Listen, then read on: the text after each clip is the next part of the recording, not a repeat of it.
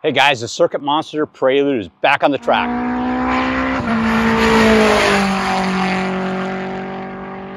Welcome to VTEC Academy. You're about to get schooled.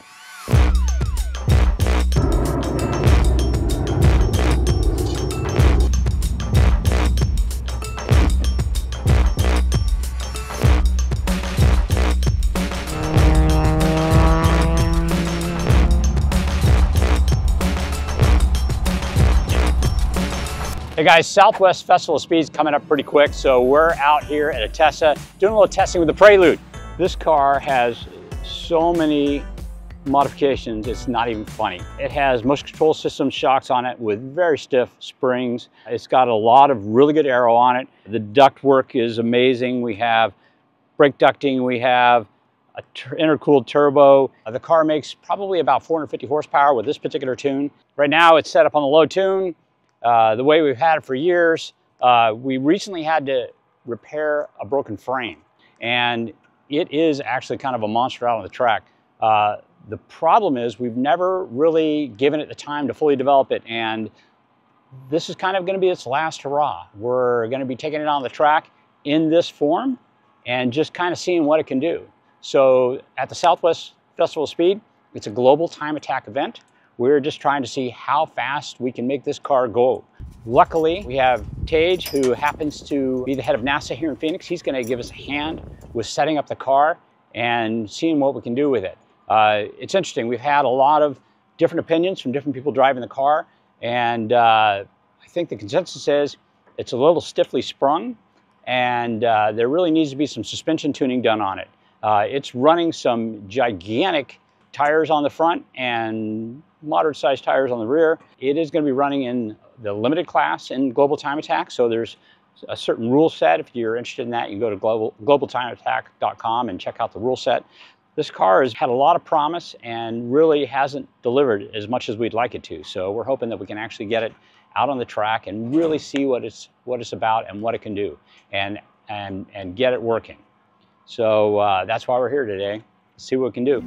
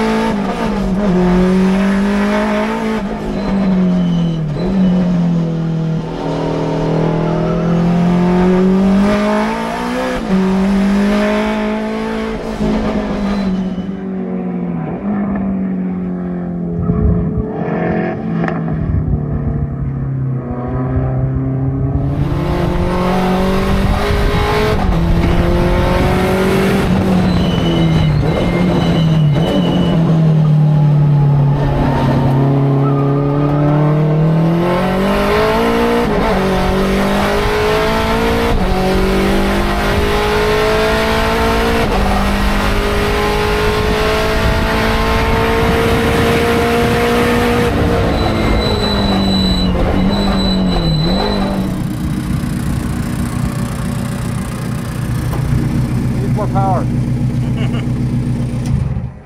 Oh. More power, Brian. Pardon me? You need more power. Okay. We can do that. This thing is geared almost perfect. Well, so If it where's my red line? Huh? Where's red line? I see lights on the dash coming on, but I just shifted it like 7, but then I realized only it's like it's probably more like 74 to 78.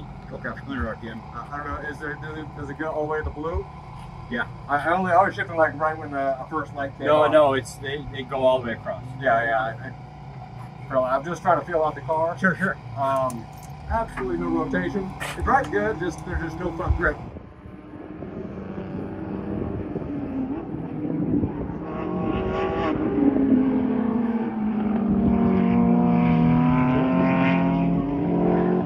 First session out, wasn't really turning. So we need softer front springs, and we need Well, so a sway bar we can tune.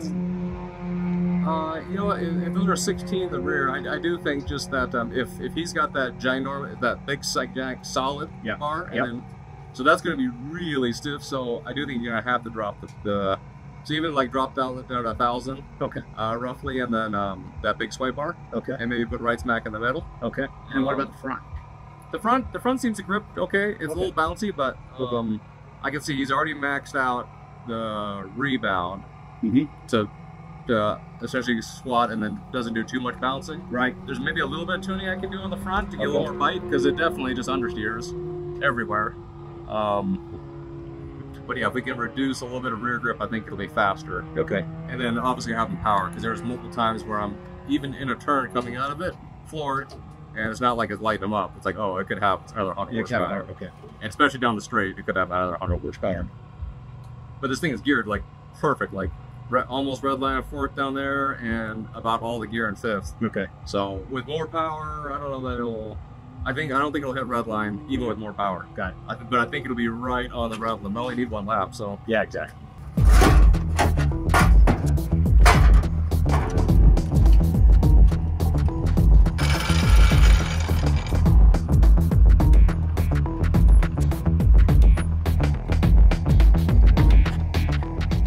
So that's one lake. Yeah, 'cause it's all over the place. I wonder if that just happens each time. Like someone just like, oh, I wonder what it is, and they wiped it off. Top. Oh, is this front or Yeah. rear? This one's front? Yeah. Oh, okay. I don't think I went all the way through. That one lost though, but it's dripping here. Look at the floor. Oh yeah, I can see all over here. So we'll need to fix that. Oh, I might say just tighten the clamp down.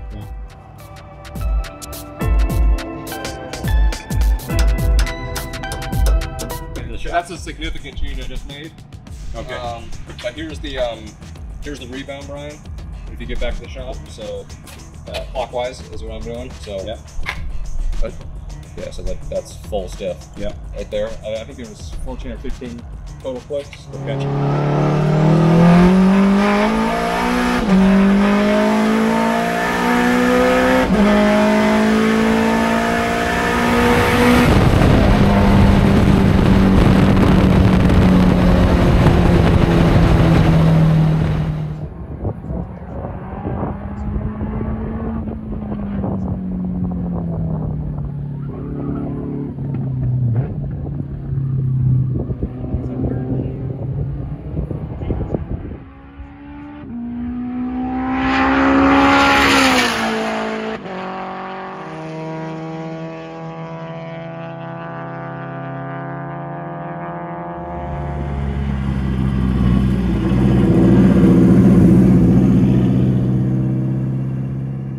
Changes did not help very much.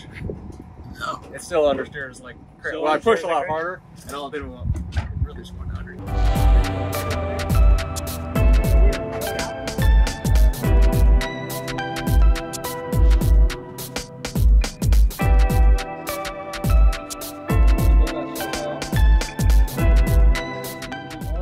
Wish we had checked the alignment first.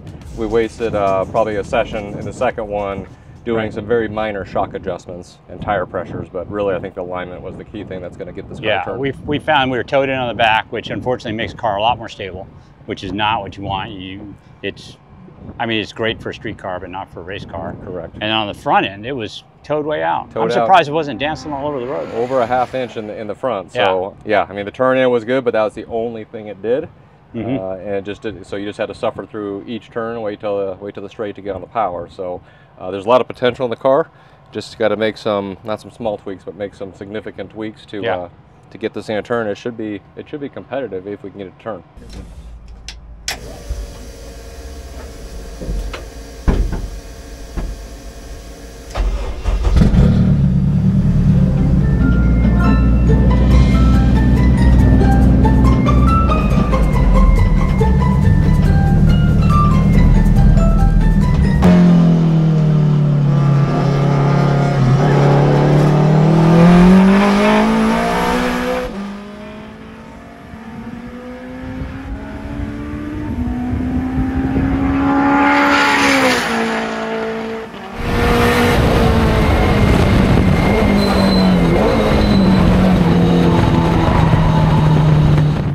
hot. Like, I figured. It took me to, I'm like, what is going on? At the end of the straight, I didn't realize I went into lip mode, and then I'm like, there's nothing. I'm changing gears. There's nothing. It just turned the motor off, or probably no VTEC. There was nothing. And then I tried to cool it down, and it just would not cool down. Right. So we probably should have topped off the water every time, so maybe push that up. Oh yeah, because the more I'm like, yeah, I did not push it that hard, and we probably ran out of water. Ran out of water, yeah. Shoot, it's gonna be way too freaking hot now. Yeah. Yeah, so I never got a chance to even test the changes, but I gotta imagine it's way better. Some of the low speed stuff I turned like, oh, it actually felt like it was turning. Yeah, I'll try to jam in another 100 horsepower, which it's capable of doing. So, and I am thinking we'll just run it high boost right off the bat. You know, if we can, we'll just take a look at the power band and see what it looks like. The only thing I'd probably caution on that one is just thinking out loud is every time I've driven it, I just get in and just drive and it goes. I hate to see the high boost right out of the gates and then have a problem. So maybe try to set some sort of time. Focus on getting to turn, set a time, and if things are we're not at where we want to be, then you turn it up after you set at least one good time versus having a problem. We have 2 days with the event, so we got an evening or afternoon, then we can go out with a low boost, and then a morning when it's cooler, that we can do the high boost. For sure, for sure. All right. Yeah, and obviously we got some new tires too. These tires feel pretty good, so I do think we start off the event just fresh on these. No, on these. Oh, on these, okay. And then maybe if it's you know, as we go through some of the changes out there, if Sunday morning looks good. I mean, it depends on how things are looking, but if Sunday looks similar to Saturday, maybe we try to do some learning, try to see what times we can set on low boost and these tires, and then save it for Sunday morning. Okay. To crank up the boost, put fresh tires on, and just send it. And go out and send it. Yeah. Very good. Well, I got a list of things to do. Okay. So hopefully we can get one more test day. Yep. And thank you very much, Tate. I really appreciate it. My pleasure.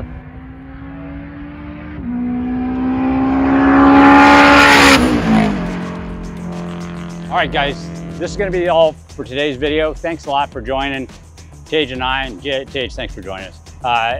Please like, subscribe, and we got more stuff coming on with this car. And then, so stay tuned. Oh, by the way, you can actually watch this event live. Global Time Attack, they have a live feed. Or you can come down if you're in Arizona or nearby. You can come here to Casa Grande to Atessa Podium Club and actually watch the event. The event is Saturday evening, Sunday morning, the 21st, 22nd, is that the dates? Yes. Of September. So if you're in the area, come on down, check it out.